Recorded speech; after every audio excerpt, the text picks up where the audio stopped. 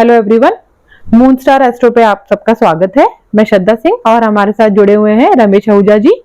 कल हमारा सब्जेक्ट था money. It was very important topic. आप सबने जरूर देखा होगा। अगर आपने नहीं देखा है तो प्लीज हमारे चैनल को सब्सक्राइब कर आप कल वाला वीडियो जरूर देखिएगा। आज का हमारा सब्जेक्ट है मैरिज, शादी। बहुत इंपॉर्टेंट टॉपिक है ये, क्योंकि आज हम पहले आहूजा जी से इसके बारे में चर्चा करेंगे कि शादी में क्या क्या प्रॉब्लम आती है। पहले हम डिस्कस करेंगे कि विवाह के लिए किन किन भावों को कंसीडर किया जाता है, विवाह होने के लिए क्या सोर्सेज मिलते हैं। सोर्सेज मतलब वेबसाइट, कोई रिलेटिव, फ्रेंड्स, किन के द्वारा शादी होती है, क्योंकि लोग भटकते रहते हैं वेबसाइट्स पे या और अलग अलग तरीकों से कि शादी कहाँ से होगी, कैसे होगी, ये सबको देखने के लिए। तीसरा है कि आपकी मैरिज लव मैरिज होगी या अरेंज्ड होगी। इस बात पर भी हम चर्चा करेंगे कि किस एस्पेक्ट्स को ध्यान में रखा जाता है इस विवाह के बारे में जन्मपत्री देखते वक्त, एंड शादी कब होगी, क्योंकि लोग कंफ्यूज रहते हैं। किसी को बाहर जाना है, किसी को अब्रॉड जाके सेटल होना है, तो या उनको शादी के बाद में उनको ज्यादा ग्रोथ मिलने वाली है, डेवलपमेंट होने वाला है उनका, तो कैसे होगा, इन सब बातों पे हम डिस्कस करेंगे आज आहूजा जी से। और लास्टली कि मैरिज में डिले क्यों होता है, अब जल्दी हो रही है तो किन एस्पेक्ट्स को ध्यान में रख के, किन भावों को ध्यान में रखा जाता है, कंसीडर किया जाता है।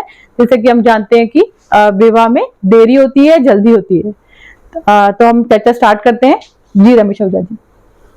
श्रद्धा, सबसे पहले तो मैं अपने प्रिय दर्शकों को नमस्कार बोलता हूं। और जैसे कि आज हमारा विषय है मैरिज का, विवाह जी, ये मनुष्य की लाइफ में बड़ा इम्पोर्टेंट पहलू है जी, जिसमें एक दो व्यक्ति, मेल और फीमेल, अपना परिवार की संरचना करते हैं जी। इसके लिए हमें 3 हाउसेस को कंसीडर करना पड़ेगा। पहला है सेकंड हाउस, यानी द्वितीय भाव। ये बहुत इम्पोर्टेंट हाउस है क्योंकि ये फैमिली का होता है। हमें ये देखना है कि फैमिली की संरचना कब हो रही है। और उसके बाद अगला जो हाउस है वो 7th हाउस होता है। जब 7th हाउस जो होता है वो किसी भी प्रकार की पार्टनरशिप का होता है। तो ये तो हमने 7th हाउस, हमने तो पूरी लाइफ का पार्टनर लेना है, जीवन साथी ढूंढना है, तो इसके लिए 7th हाउस को भी कंसीडर करना पड़ता है जी। उसके बाद 11th हाउस जो होता है वो आपकी इच्छा पूर्ति का होता है। जी, कल हमने डिस्कस किया था गेम्स का, इच्छा पूर्ति का। तो जब इन 3 हाउस का जब कॉम्बिनेशन किसी ग्रह के द्वारा बनता है तब विवाह होता है। जी, तो पहला हम लोग एस्पेक्ट लेते हैं कि किन किन भावों को कंसीडर किया जाता है, जो आपने आज क्लियर किया, बता दिया आपको, जो आपने अभी क्लियर किया। सेकंड हाउस को, 7th हाउस को और 11th हाउस को। सेकंड हमारा ये रहता है, दर्शकों का क्वेश्चन रहता है कि विवाह होने के लिए सोर्स क्या होगा, क्योंकि वो वेबसाइट देखते रहते हैं। अब आप देखिए, इसका डिसाइड करेगा कि आपका 7th हाउस का स्वामी यानी लॉर्ड किस भाव में बैठा हुआ है। उस भाव के द्वारा, उस भाव के संबंधी लोगों के द्वारा विवाह की ऑफर या विवाह संपन्न होता है। ठीक है। इसमें एक बात और मैं एक्यूरेट देखना चाहते हैं तो आप केपी की कुंडली में, क्योंकि मैं केपी को कुंडली को फॉलो करता हूं, उसमें उपनक्षत्र का बहुत बड़ा रोल होता है। अब उस कंडीशन में आपका 7th हाउस का उपनक्षत्र किस हाउस में बैठा हुआ है या पोस्टेड है, उसके थ्रू आपका विवाह होगा। अब कहेंगे आप उपनक्षत्र कहाँ से देखें, तो इसके लिए आप केपी की कुंडली, आपको केपी की कुंडली मिल जाएगी। अगर आप कंप्यूटर की कुंडली भी बनवाते हैं तो उसमें केपी की कुंडली होती है। उसके लगन चार्ट में आप 7th हाउस का उपनक्षत्र देख लें और उसकी पोजीशन किस हाउस में है, तो वहां से आपको सोर्स पता लग जाएगा। तो अब सोर्स शुरू करते हैं पहले भाव से। पहला भाव जो होता है वो आपका अपना होता है, पर्सनैलिटी अपना है। तो आप अपनी मर्जी से जीवन साथी चुन सकते हैं या आपका परिचित परिवार में विवाह होगा। अच्छा, दोनों बातें हो सकती हैं। अच्छा, अगर 2nd हाउस में है तो आपके परिवार के लोगों के द्वारा आपका विवाह विवाह संपन्न हुआ। होगा। जी अगर थर्ड हाउस में है, थर्ड हाउस होता है कम्युनिकेशंस का। जी आपके छोटे भाई बहन द्वारा हो सकता है, आपके पड़ोसी द्वारा हो सकता है, यहाँ पर आपकी जो वेबसाइट है उनके द्वारा हो सकता है। अच्छा, जो ये मैरिज हर किसी का नहीं होगा। अगर किसी का थर्ड हाउस में है में तो उसका जो सब रिलेशन मतलब विवाह होगा वो कम्युनिकेशन के द्वारा कम्युनिकेशन से होगा। किसी जीवन मैरिटल जो आजकल वेबसाइट चल रही है उसके द्वारा हो सकता है, किसी मैरिज ब्यूरो द्वारा हो सकता है।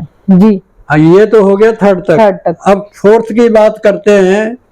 जब फोर्थ हाउस में आपका सेवेंथ हाउस का स्वामी अथवा उप नक्षत्र फोर्थ हाउस में बैठा है तो आपकी मदर साइड से होगा। अच्छा, आपका जो रिश्ता आएगा वो आपकी मदर साइड से आएगा। मतलब मदर, मौसी, मामा, ये कोई भी आ सकता है कि मदर के थ्रू आएगा? मदर के थ्रू आ जाए, मदर के रिश्तेदारों के थ्रू हो जाए, वही मामा मौसी का अलग बताऊंगा। अच्छा, मतलब या मदर साइड से होगा, कोई भी हो सकता है, दूर का हो सकता है। माँ भी पसंद कर सकती है, माँ भी पसंद कर सकती है, माँ भी करवा सकती है। जी। अब पांचवा भाव तो इम्पोर्टेंट भाव है, ये लव का भाव है। अच्छा, प्यार का भाव है। ये सब लोगों को कंफ्यूजन रहता है कि लव मैरिज होगी कि अरेंज मैरिज, तो आपका ये वाला जो कंफ्यूजन है वो फिफ्थ हाउस से क्लियर हो जाएगा। आपका प्रेम है, आपका लव है, आपका रोमांस है जी। तो आपको किसी अपने लवर से विवाह हो सकता है। अब बात करते हैं सिक्स्थ हाउस की।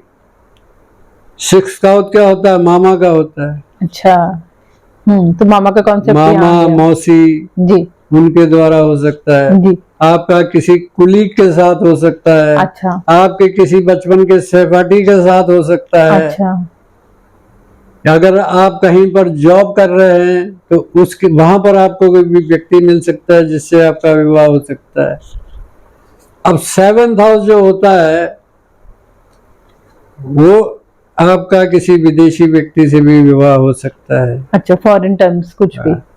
अब अगर एट्थ हाउस में है तो आपका सडन और अनएक्सपेक्टेड विवाह होगा। अचानक कोई आपकी लाइफ में आएगा अनएक्सपेक्टेडली आपकी और लाइफ में आपको उम्मीद भी नहीं और आपका संबंध विवाह हो जाएगा। अच्छा, शादी में कन्वर्ट हो जाएगा। फ्रेंडशिप भी है तो अचानक होगा, सडन अचानक होगा। अच्छा, अगर अब नाइन्थ हाउस की बात करें तो नाइन्थ हाउस होता है पिता का। जी। तो पिता के द्वारा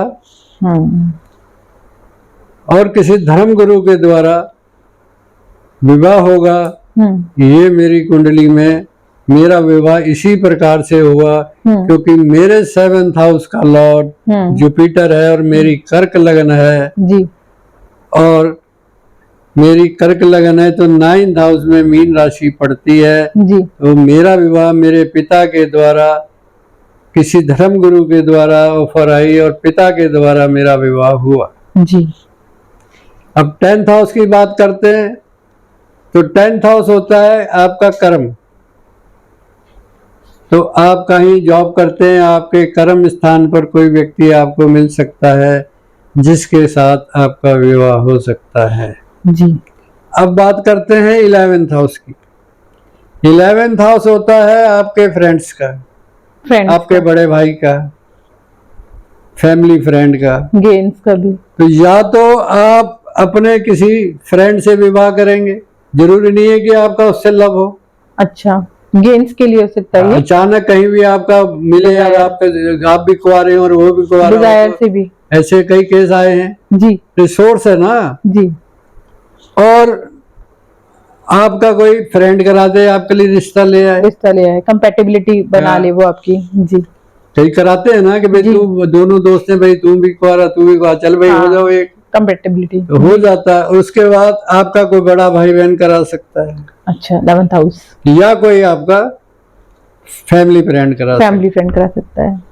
अब 12वां हाउस रह जाता है तो 12वां हाउस जो आपका अब्रॉड का है जी, तो किसी व्यक्ति के बाहरी विदेशी व्यक्ति के साथ आपका विवाह हो सकता है। अच्छा, ये चीजें तो ये सोर्स मैंने बताई जी। अब आगे पूछो आप क्या पूछना चाहती हो। अब मैं पूछना चाहती हूँ कि हमारे दर्शक हमेशा कंफ्यूज रहते हैं लव मैरिज और अरेंज मैरिज को लेके, तो ये कैसे मालूम पड़ेगा किसी की कुंडली से कौन से भाव उसके लिए रिस्पॉन्सिबल होंगे कि उनका लव मैरिज होगी या अरेंज मैरिज? इसके लिए क्या देखना चाहिए हमको? अब इसके लिए हमें कई हाउसेज को कंसीडर करना पड़ता है।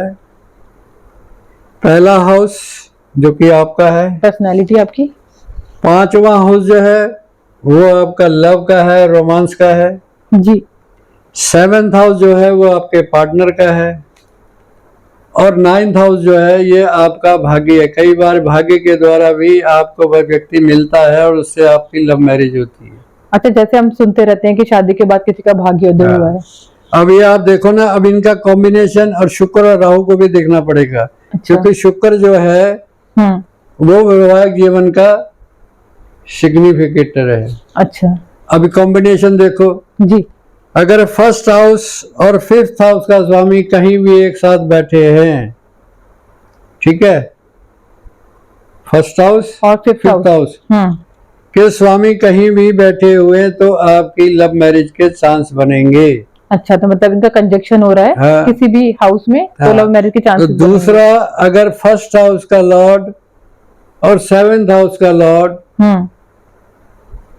अगर आपस में कहीं भी कॉम्बिनेशन बना रहे हैं तो आपका लव मैरिज होगा। अब श्रद्धा, आपकी भी लव मैरिज हुई है जी। तो आपका लगन का लॉर्ड सिंह लगन है जी, तो आपके लगन का लॉर्ड फिफ्थ हाउस में सूर्य शुक्र के साथ बैठा हुआ है। शुक्र वैवाहिक जीवन का सिग्निफिकेटर है, इसलिए आपकी लव मैरिज हुई।